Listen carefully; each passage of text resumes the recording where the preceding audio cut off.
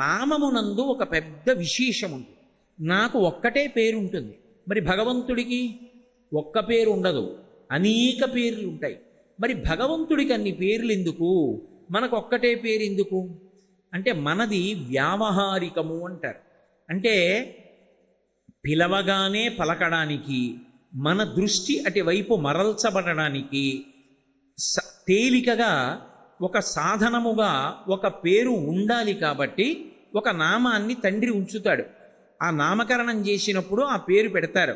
ఆ పేరు పెట్టినప్పుడు ఆ పేరుతో పిలిస్తే పలకడం వాడికి అలవాటైపోతుంది. ముందు చంటి పిల్లవాడికి ఏం తెలుసని వాడి పేరని వాడికి తెలియదు.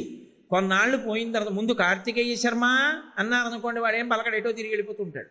కార్తికేయ శర్మ ఎవడో వాడికే తెలియదు, నేనేనని వాడికి తెలియదు. కొన్నాళ్ళు అయిపోయింది అనుకోండి, వాడికి ఓ ఏడాది వచ్చింది అనుకోండి, కార్తికేయ శర్మ అన్నారనుకోండి, వాడు వెనక్కి తిరిగి ఊ అంటాడు. అంటే వాడికి అర్థమైపోయింది, ఓ ఇది నా పేరు అని వాడికి తెలిసింది. భగవంతుణ్ణి మీరొక్కటి ఆలోచించండి, ఆయనకి ఒక పేరు కాదు, ఎన్ని పేర్లు అంటే 1000 అనకూడదు, సహస్రం అంటే అనంతము అని. అనంతమైన నామములుంటే ఆ నామాలు పెట్టి పిలిచినప్పుడు ఏ పేరు పెట్టి పిలిస్తే నా పేరు పెట్టి పిలుస్తున్నారని ఆయన పలకడం తేలికవుతుంది. అసలు అన్ని నామాలు ఎందుకు? నాకున్నట్టే ఆయనకి ఒక్క పేరుంటే సరిపోదా? ఒక్క పేరుతో భగవంతుణ్ణి పిలిచారనుకోండి, ఆ పేరు పెట్టి పిలిచామనుకోండి, ఆయనకి సౌలభ్యం, మనకి సౌలభ్యం. ఎందుకని పేర్లు అసలు భగవంతుడికి? ఇక్కడ తేడా ఎందుకు వస్తోంది అన్నది బాగా అర్థం చేసుకోవాలి. అసలు ఆ అర్థం చేసుకోవడం వస్తే తప్ప భగవన్నామమునందు రుచి తెలిస్తే నామము పలుకుతుంది. నాలుక రుచి తెలిస్తే మారువడ్డని అడిగినట్టు భగవన్నామము యొక్క రుచిని మనసు తెలుసుకుంటే భగవన్నామమును పలకడానికి నాలుక సంతోషంగా ముందుకొస్తుంది. ఏమిటా రుచి ఎలా తెలుస్తుంది? అందుకే భగవన్నామమును పలకడంలో రుచిని ప్రధానంగా చెప్తారు. శ్రీరామ నీ నామం ఎంత రుచిరా, ఎంత రుచి ఎంత రుచి ఎంత రుచిరా, పాలు మీ గడల కన్నా పంచదార తేనెల కన్నా శ్రీరామ నీ నామం ఎంత రుచిరా అంటారు. అంటే దాని ఉద్దేశ్యం శ్రీరామనామానికి కూడా ఏదో రుచి ఉందని, దాన్ని కూడా కూర వండుకోవచ్చని అనే దాని అర్థం కాదు. శ్రీరామనామమునకు ఉన్న వైభవం ఏమిటో నీకు అర్థమైతే, అయ్య బాబోయ్ ఆ నామం పలకకుండా నేను ఎలా ఉండగలను అని మళ్ళీ నేను ఆ నామం వదిలిపెట్టలేనని నువ్వు పట్టుకుంటావు. పట్టుకున్నప్పుడు నాలుక దాన్ని పలుకుతూ ఉంటుంది. ఇంత అదృష్టమా, అది అనకుండా నేను ఎలా ఉంటానురా అని ఆ నామాన్ని పలుకుతావు. అలా పలకడానికి తగినటువంటి అనురక్తి ఎందుకు కలుగుతుంది అంటే ఆ నామము యొక్క వైభవాన్ని విచారణ చెయ్యడం చేత కలుగుతుంది. మీకు నేను బాగా అర్థమయ్యేటట్టుగా చెప్పాలి అంటే భగవంతుని యొక్క నామములు కేవలము నామవాచకములు కావు. ఏదో నాకు కోటేశ్వరరావు అని పేరున్నట్టే భగవంతుడికి కూడా పిలవడం కోసమని ఒక పేరు కాదు. భగవంతుని యొక్క నామములకు గౌణములని పేరు. గౌణములంటే గుణావిష్కృతములు, ఆయన యొక్క గుణములను అవి ఆవిష్కరిస్తాయి. భగవంతుడికి కూడా గుణాలుంటాయా? సత్వగుణం, రజోగుణం, తమోగుణం, అలా 3 గుణాలు ఆయనకి ఉంటాయా? మరి భగవంతుడికి కూడా 3 గుణాలుంటే ఆయన మనతో సమానం అయిపోలా?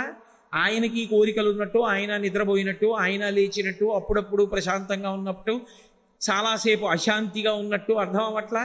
మరి ఆయనకి గుణములు ఎందుకుంటాయి అంటే గుణాతీతుడైనటువంటి భగవంతుడు భక్తులను కాపాడడంలో ఒక్కొక్కసారి ఒక్కొక్క గుణాన్ని బయటపెడతాడు. అవి వ్యాఖ్యానములుగా వచ్చే నామాలకి. లేకపోతే విష్ణు సహస్రనామ స్తోత్రానికి శంకరాచార్యుల వారు భాష్యం ఎందుకు చెయ్యాలి? అవి కేవలం పేర్లు అనుకోండి. కోటేశ్వరరావు ఈ పేరు నీకు ఎందుకు వచ్చిందయా అని అడిగారు అనుకోండి.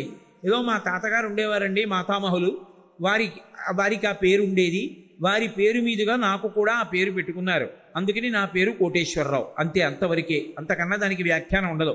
మీ తాతగారు ఎందుకు పెట్టుకున్నారు ఆ పేరు అంటే మా తాతగారు భగవన్నామాన్ని తన పేరుగా పెట్టుకున్నారు, ఆ పేరు నాకు కూడా వచ్చింది, అంతే. కానీ విష్ణు సహస్రనామం ఉందనుకోండి, 1000 నామాలు ఉన్నాయి. విశ్వం విష్ణు వషట్కారో భూత భవ్య భవత్ప్రభు భూతకృత్ భూతభృద్భావో భూతాత్మ భూతభావన. ఈ నామాలు కేవలం పేర్లు కావు. ఈ ఒక్కొక్క పేరు వెనక ఎంతో అర్థం ఉంది. ఈ అర్థం నీకు తెలియాలి అంటే ఆ నామములకు వ్యాఖ్యానం చేశారు, భాష్యం చేశారు పెద్దలు. శంకరాచార్యుల వారు విష్ణు సహస్రనామ స్తోత్రానికి పరమ ప్రామాణికమైనటువంటి భాష్యాన్ని వెలగించారు. ఇప్పుడు విశ్వం ఆ మాట గురించిన వ్యాఖ్యానం చదివారనుకోండి, ఏదో భగవంతుణ్ణి పిలవడం కాదు, అసలు ఏదో విష్ణువు అంటే భౌతికంగా నేను ఎలా ఉంటానో అలా ఉంటాడు అనుకోకూడదు. విశ్వం అన్న మాటకి శంకరాచార్యుల వారి వ్యాఖ్యానం చదివారనుకోండి, విశ్వమంతటా వ్యాపించిన రీతిలో విష్ణువు ఎలా ఉంటారు అన్నదాని గురించి, విశ్వముగా మాయ చేత ఎలా కనపడుతూ ఉంటారు అన్న వ్యాఖ్యానం చదివారనుకోండి, అప్పుడు మీకు అబ్బా ఎంత గొప్ప నామం రా నామం అని మీకు అనురక్తి పుడుతుంది. దాని మీద అనురక్తి పుడితే, నిన్నను 10 నామాలకు అర్థం చదివాను, ఎంత బాగున్నాయో తెలుసా, నిజంగా నామాలకు అర్థం చదువుతుంటే మనసు రమించిపోయింది అని ఆ 10 నామాల యొక్క విశేషం భార్య గారికి చెప్పారనుకోండి, మళ్ళీ రేపు పొద్దున్న ఆ 10 నామాల యొక్క అర్థం తెలుసుకుని పరవశించినటువంటి నాలుక మళ్ళీ మళ్ళీ ఆ నామాలు పలకాలని అనిపిస్తుంది. అది భగవన్నామము యొక్క రుచి తెలియుట. 2, సామాన్య స్థాయిలో అనుకోండి, భగవన్నామము యొక్క అర్థము లోతుగా ఏ శంకర భగవత్పాదులో ఇచ్చినట్టుగా తెలియక్కర్లేదు. బాహ్యంలో అసలు ఆ నామము యొక్క వైభవం ఏమిటి, ఆ పేరు పిలిస్తే ఏమవుతుంది అన్న విషయం మీకు అర్థమైందనుకోండి, నామమునందు అనురక్తి కలుగుతుంది. మీరు ఒక్క విషయాన్ని బాగా పట్టుకునే ప్రయత్నం చేయండి. నామమునకు అంత వైభవం ఎందుకు వస్తుంది అంటే, మొట్టమొదటి కారణము, నామము నామిని తీసుకొస్తుంది. నామి అంటే పేరున్నవాడు, నామము అంటే ఆయన పేరు, పిలిచేవాడు ఒకడు కదూ. నేనున్నాను, శివుడు ఉన్నాడు. ఇప్పుడు శివనామం ఉన్నది, నేను శివా శివా శివా అని పిలిచాను, ఎవరు రావాలి? శివుడు రావాలి కదూ. నేను ఎవరిని పేరు పెట్టి పిలిచానో వాడు రావాలి. నేను ఆర్తితో భక్తితో పిలవాలనుకున్నప్పుడు నామము కన్నా తేలిగ్గా ఉన్నది ఇంకోటి ఉందా? అప్పుడు స్వరంతో వేదమంత్రం చెప్పు అన్నాను అనుకోండి, ఎంతమంది చెప్తారు? ఎంతమందికి వస్తుంది స్వరంతో వేదమంత్రం చెప్పడం? సాధ్యం కాదు. ఓ పద్యం చెప్పు, ఎంతమంది చెప్తారు? సాధ్యం కాదు. ఒక దండకం చెప్పు, ఎంతమంది చెప్తారు? సాధ్యం కాదు. ఒక్క చరణం చెప్పు ఒక పాటలో, చెప్పలేడు. పోనీ అసలు దానికి అనుపల్లవి చెప్పు చాలు, చెప్పలేడు. ఒక నామం చెప్పు చాలు అన్నాను అనుకోండి, ఏ ఒత్తు లేదు. ఏదో రామ అనమన్నాడు అనుకోండి, ఏమిటి కష్టం? నాకేదో కష్టం వచ్చింది, రామా రామా రామా నువ్వే రక్షించాలి రామా అని అనుకోవాలి. ఇప్పుడు దాన్ని అనడానికి ఏమిటి కష్టం? ఏ కష్టం ఉండదు. కానీ రామా రామా రామా అన్నప్పుడు నామి వస్తాడా రాడా? రామా రామా రామా అని పిలవగా పిలవగా ఎవరు రావాలి? రాముడే రావాలి. రాముడు వస్తే ఏం చేస్తాడు? ఆపదామపహర్తారం దాతారం సర్వసంపదాం లోకాభిరామం శ్రీరామం భూయో భూయో నమామ్యహం. రామా రామా రామా అండం నాకు అలవాటు అయిపోయింది అనుకోండి. రాముడికి ఉండే లక్షణం ఏమిటి? వీడు నన్ను అస్తమానం పిలుస్తుంటాడు రా అని నా దగ్గర ఉన్నాడు అనుకోండి. అప్పుడు రాముడు ఏం చేస్తాడు? ఉట్టినే నా పక్కన కూర్చోడు, ఆయనకో లక్షణం ఉంది. ఆయన ఏం చేస్తాడంటే ఆపద తీసేస్తాడు. ఆపద అంటే నీ బుద్ధి చేత నువ్వు దేన్ని తొలగించలేవో దానికి ఆపద అని పేరు. ఉదాహరణకి ఒక పాము అలా వచ్చేస్తోంది. మొన్ననే మేము పోతన గారు పుట్టిన స్థలం బమ్మెర చూడ్డానికి వెడుతున్నాం కార్లలో. బ్రహ్మాండమైనటువంటి సర్పం, చాలా పెద్ద పాము ఒకటి రోడ్డుకి ఇటుపక్క నుంచి అటుపక్కకు వస్తుంది. అంత పెద్ద పాముని, బహుశా అది నాగుపామో త్రాచుపామో, దాన్ని కారు తొక్కేస్తే లేనిపోని ఇబ్బంది కలుగుతుంది. అంతటి మహాసర్పాన్ని ఎందుకు తొక్కేయాలని కారుని అకస్మాత్తుగా ఆపాడు ఆ వాహనానికి చోదకుడు. కారు ఆగిపోయింది. అది జర మెలికలు తిరిగి వెళ్ళిపోయిందిట. నేను చూడలేదట. ఆ సమయంలో ఏదో మాట్లాడుతున్నాను, మా గోపాలకృష్ణ గారు చూశారు. ఎంత పెద్ద పామో గురువు గారు, మెలికలు తిరిగి వెళ్ళిపోయిందన్నారు. ఇప్పుడు ఆ పాము అడ్డంగా వచ్చింది కారులో ఉండగా కాబట్టి సరిపోయింది. మీరు ఒక ద్విచక్ర వాహనం మీద వెడుతుండగా పాము వచ్చింది అనుకోండి, మీరు కంగారు పడిపోయి కింద పడిపోయినా, మీరు కంగారు పడిపోయి దాని మీదకి ఎక్కినా, అది కంగారు పడిపోయి మిమ్మల్ని కరిచినా ప్రమాదమేనా? అప్పుడు ఏమండి నేను ఈ ఉద్యోగం చేస్తున్నాను అంటే పాము ఊరుకుంటుందా? ఏమండి నా దగ్గర ఇంత డబ్బు ఉంది, తప్పుకోగలరా? అసలు ఆలోచించడానికి బుద్ధి పనిచేస్తుందా? చెయ్యదు. బుద్ధి పనిచేసి తప్పించుకోలేనిదేదో దానికి ఆపద అని పిలుస్తారు. అందుకే భారతంలో ఎందుకు కృష్ణుడు కావాలి అన్నదాన్ని చెప్తూ పాండవులు ఒక మాట అంటారు, ఆపద గడవం బెట్టగా అంటారు. ఆపదలు తొలగించడానికి కృష్ణ పాండురాదు నిన్ను చూపి చనియ మహాత్మా, మా నాన్నగారు నిన్ను మాకు పరిచయం చేసి మా తండ్రి వెళ్ళిపోయాడు, నువ్వు మమ్మల్ని కాపాడాలి తండ్రి వెయ్యి అంటారు. కాబట్టి భగవన్నామమును పలికితే ఏమవుతుందంటే ఆపద తొలగిపోతుంది. నీ ప్రమేయం లేకుండా మీద వచ్చి పడిపోతున్న ప్రమాదం ఏదున్నదో ఆ ప్రమాదమును తొలగించి రక్షించగలిగిన వాడెవరంటే భగవంతుడు ఒక్కడే. కొన్ని వేల మంది కళ్ళ ముందు చూస్తుండగా కొట్టుకుపోతున్నారు అనుకోండి. ఏదో ఆపద వచ్చింది, అకస్మాత్తుగా కొట్టుకుపోతున్నారు. అందులో ఎవడో ఒక్కడు మాత్రం కేదారేశ్వర కేదారేశ్వర కేదారేశ్వర అని అరిచాడు. వాడికి ఒక్కడికే బుద్ధి ప్రచోదనమై చెట్టు ఎక్కి కూర్చున్నాడు. 3 రోజులు చెట్టు మీద ఉన్నాడు, చెట్టు కొట్టుకుపోలేదు, వాడు బతికాడు. ఆపదామపహర్తారం దాతారం సర్వసంపదాం, నీకేవి కావాలో విస్తాడు. నీకు ఏది ప్రమాదమో దానిని నీకు తెలియకుండా తీసేస్తాడు. అసలు నీకు తెలియక్కర్లేదు కూడా నీకు ప్రమాదం తప్పిందని. ఆపదామపహర్తారం దాతారం సర్వసంపదాం లోకాభిరామం శ్రీరామం భూయో భూయో నమామ్యహం.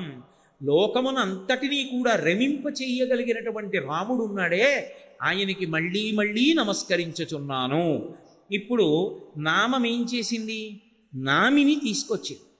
భగవంతుణ్ణి దగ్గరగా తీసుకురావాలి అంటే తేలిక మార్గం ఏది? భగవన్నామమును భజించుటయే.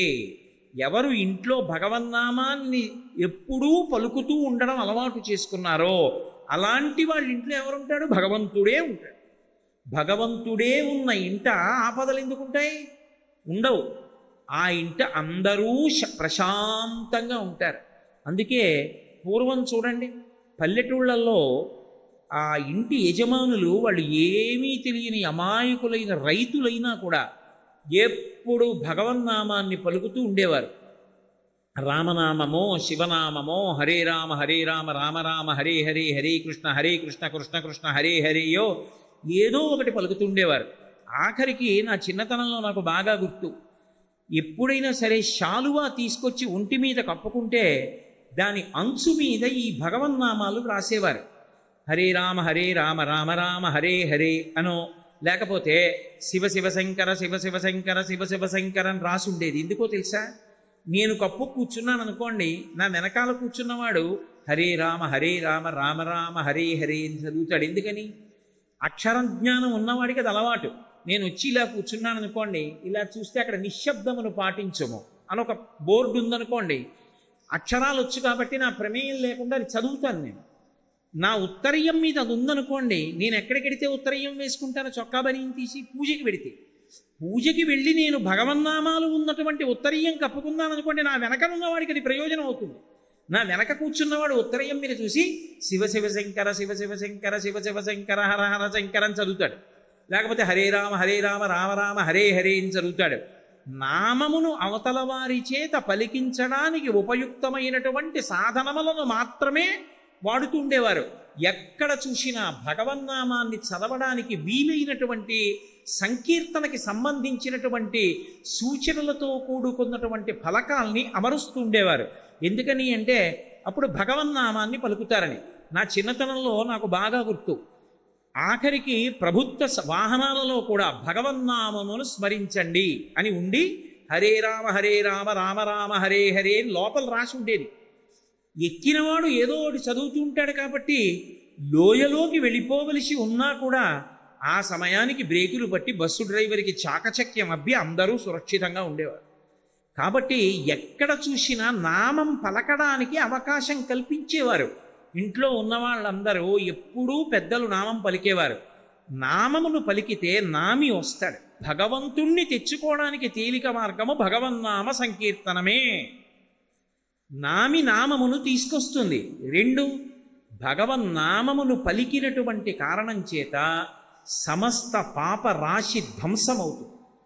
వశిష్ఠుడు అమాయకుడై దశరథ మహారాజు గారికి పుట్టినటువంటి పెద్ద కొడుక్కి రామ అని పేరుంచాడా?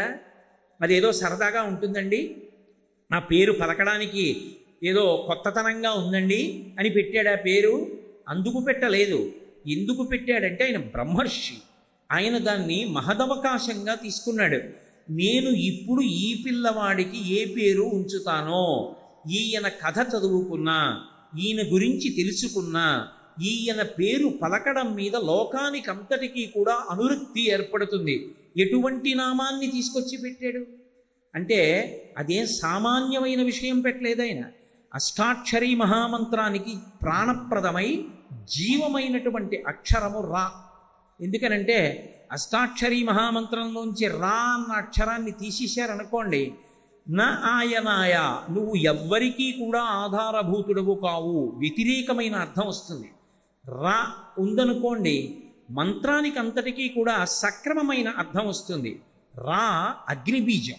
సంస్కృతంలో ఒక్కొక్క అక్షరమునందు ఒక్కొక్క శక్తి ఉంటుంది. ఆ అక్షరాన్ని మీరు నాలుక మీద పలుకుతున్నారనుకోండి, అది విస్ఫోటనం అవుతుంది, పగులుతుంది. అది మీరు చూడండి, కొన్ని మాత్రలు ఉంటాయి, వాటిని నాలుక మీద పెట్టుకుంటే వెంటనే మంచినీళ్ళు అక్కర్లేదు, కరిగిపోయి లోపలికి వెళ్ళిపోతాయి. ఒక్కొక్క మాత్ర ఉందనుకోండి, కొంచెం పెద్దది ఉంటుంది, నీటి సహాయం తీసుకుని నీటితో గుటక వేసి లోపలికి పుచ్చుకోవలసి ఉంటుంది. ఇప్పుడు మీరు ఏ మాత్ర పుచ్చుకున్నారో ఆ మాత్ర లోపలికి వెళ్ళి అలా ఉండిపోతుందా? ఉండదు, అది కరిగిపోతుంది. అది కరిగిపోవడమే విస్ఫోటనం అంటారు. కరిగిపోయి అందులో ఉన్నటువంటి రసాయనములన్నీ రక్తంలో కలుస్తాయి. ఇప్పుడు ఆ రసాయనం ఏం చేస్తుంది?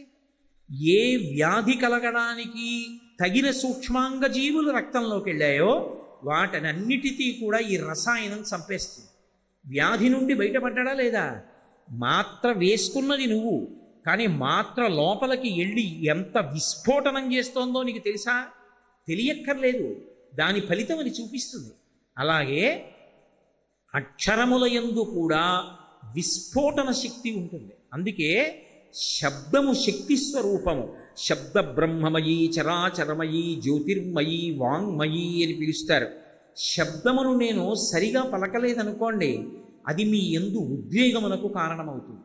నేను సరిగా ఉచ్చరించాననుకోండి, అది మీ సంతోషానికి కారణం అవుతుంది. అది విస్ఫోటనం అంటారు. అది ఒక్కొక్క అక్షరం విస్ఫోటన శక్తితో ఉంటుంది. మంత్రములకు ఉండేటటువంటి గొప్పతనం అక్కడ ఉంటుంది. బీజాక్షరములు అంటారు. బీజం అంటే విత్తనం. విత్తనాన్ని నేను మీకు ఉదాహరణ చెప్పాలంటే, ఓ చిక్కుడు గింజ తీసుకెళ్ళి నేను మట్టిలో పెట్టి నీళ్లు పోసాను అనుకోండి, ఆ చిక్కుడు గింజ బద్దలవుతుంది, రెండు కింద చీలుతుంది, మధ్యలోంచి అంకురం బయటికి వస్తుంది. అది విస్ఫోటనమై పగిలితే తప్ప అంకురం పైకి రాదు. అలాగే స్వరంతో బీజాక్షరాలు మంత్రంలో అవి పలుకుతున్నారనుకోండి, అవి లోపల విస్ఫోటనమవుతాయి. విస్ఫోటనమై ఒక్కొక్క మంత్రాన్ని చదువుతున్నప్పుడు, జపం చేస్తున్నప్పుడు ఒక్కొక్క రకమైన శక్తి లోపల ఆవిర్భవిస్తుంది. గాయత్రీ మహామంత్రాన్ని చాలా బాగా జపం చేశాడనుకోండి, బుద్ధి పరమేశ్వరుడి వైపుకి తిరిగిపోతుంది, అంకితమైపోతుంది బుద్ధి. ఇక ఏదీ కోరుకోదు, భగవంతుడిని ఒక్కడనే కోరుకుంటుంది. ఆయన కోసం ఎంత త్యాగమైనా చేస్తుంది. ఆ శక్తి వచ్చేస్తుంది గాయత్రి చేసిన వాడికి. అలా అష్టాక్షరీ మహామంత్రానికి ప్రాణప్రదమైనటువంటి రా అనబడేటటువంటి బీజాక్షరమునందు అగ్ని ఉంటుంది. ఆ అగ్ని ఏం చేస్తుంది అంటే, దానికి ఉండే శక్తి అది కాలుస్తుంది. అది దేన్ని కాలుస్తుంది అంటే పాపములను కాల్చేస్తుంది. దానికి ఆ లక్షణం ఉంది. పాపరాశిని కాల్చగలిగినటువంటి శక్తి రా అనబడేటటువంటి అగ్ని బీజమునకు ఉంది. మా అమృత బీజం. అమృత బీజమైన కారణం చేత మళ్ళీ పాపములు చెయ్యాలనేటటువంటి ఆలోచన లోపలికి రాకుండా, ఇంద్రియముల లోపలికి విషయ సంబంధమైనటువంటి ఆలోచనలు రాకుండా పవిత్రమైన ఆలోచనలే కలిగేటట్టుగా, అటువంటి వాటినే చూడాలనేటటువంటి ఉద్దేశం అమృత బీజం కల్పిస్తుంది. అందుచేతనే రామ అని ఉంచారు. రా అన్నప్పుడు నోరు తెరుచుకోవాలి, మా అన్నప్పుడు మూసుకోవాలి పెదవులు. రా అంటే తెరుచుకున్నప్పుడు పాపములు కాలిపోయి బయటికి వెళ్ళిపోతాయి. మా అన్నప్పుడు అమృత బీజం కాబట్టి కవాటం మూసుకుపోతుంది. మూసుకుపోయి మళ్ళీ పాపములు లోపలికి వెళ్లకుండా కాపాడుతుంది. కాబట్టి రామ దేని కొరకు ఇచ్చారు వశిష్ఠ మహర్షి? పాపరాశి ధ్వంసం చేసుకుని కలియుగం వస్తోంది కాబట్టి, ద్వాపర యుగంలో ఇంకొక పాదం పోతోంది కాబట్టి ధర్మానికి, తరువాత వచ్చే కలియుగం ఇంకా ప్రమాదం కాబట్టి భగవన్నామాన్ని పట్టుకుని అందరూ తరించడానికి వీలుగా శ్రీరామనామాన్ని పెద్ద కొడుకైనటువంటి రామచంద్రమూర్తికి ఉంచారు. ఇప్పుడు ఏ పని చేస్తున్నా రామ రామ రామ రామ రామ రామ రామ అండం అలవాటైందనుకోండి, అలా అలవాటైనటువంటి ఆ ఒక్క అలవాటు చాలు, వాడు తరించిపోతాడు. వాడు ప్రాణోత్క్రమణ సమయాన్ని పొందుతుంటే నిశ్చయాత్మకంగా, అందులో మీకేమీ అనుమానం అక్కర్లేదు, ఎన్నో సంఘటనలు ఉన్నాయి అటువంటివి, ఖచ్చితంగా రామచంద్ర ప్రభువు వచ్చి దర్శనం చేసి వాడిని తీసుకెడతాడు, దర్శనమిచ్చి తీసుకెడతాడు. రామనామము అంత గొప్పది, శివనామము అంత గొప్పది. అందుకే కాళహస్తీశ్వర శతకం చేస్తూ దూర్జటి పవి పుష్పంబగు అగ్ని మంచగు ఆకోపారం భూమిస్థలంబగు శత్రుండతిమిత్రుడౌ విషము దివ్యాహారమౌ నిన్నగా అవనీమండలి లోపలం శివ శివేచ్ఛాభాషణోల్లాసకిన్ శివ నీ నామము సర్వవస్యకరమౌ శ్రీకాళహస్తీశ్వర అన్నాడు. పవి పుష్పంబగు, వజ్రము చేతనే బద్దలవుతుంది, వజ్రం పెట్టి కొడితే ప్రాణం విడిచిపెడతారు, అటువంటి వజ్రము పువ్వుగా మారిపోతుంది శివనామం చేసిన వాడికి. అంటే వజ్రం పెట్టి కూడా వాడిని ఏమీ చేయలేదు. కాబట్టి పుష్పంబగు అగ్ని మంచగు, పరమభక్తుడై ఎప్పుడూ శివనామం చెప్పేవాడి పట్ల అగ్ని మంచుగా మారుతుంది. అగ్ని మంచగు ఆకూపారం భూమిస్థలంబగు, సముద్రం భూమిగా మారుతుంది. ఆకూపారం భూమిస్థలంబగు శత్రుండతిమిత్రుడు, శత్రువు కూడా మిత్రుడిగా మారతాడు ఎప్పుడూ శివనామం పలికేవాడికి. శత్రుండతిమిత్రుడు విషము దివ్యాహారమౌ నిన్నగా, విషము దివ్యమైనటువంటి ఆహారం అవుతుంది. కాబట్టి శివ శివేచ్ఛాభాషణోల్లాసకిన్, ఎప్పుడూ శివనామం పలకాలనేటటువంటి ఉత్సుకత కలిగినటువంటి వాడికి పై ప్రయోజనములన్నీ సిద్ధిస్తాయి. కాబట్టి శివ మీ నామము సర్వవస్యకరమౌ శ్రీకాళహస్తీశ్వర, శివ మీ నామము ఇప్పుడు అప్పుడు అని లేదు, ఎప్పుడూ కూడా ఆశ్రయించడానికి యోగ్యమైనదే. కాబట్టి భగవన్నామమును విడిచిపెట్టుకోవడం అన్నది చెయ్యడానికి వీలు లేదు. ఎందుకో తెలుసా? భగవన్నామాన్ని పలకడానికి కావలసిన ఉపకరణాన్ని ఇచ్చి భగవన్నామాన్ని పలకడానికి ఏ విధమైనటువంటి నియమాన్ని లేకుండా తీసేశాడు ఈశ్వరుడు.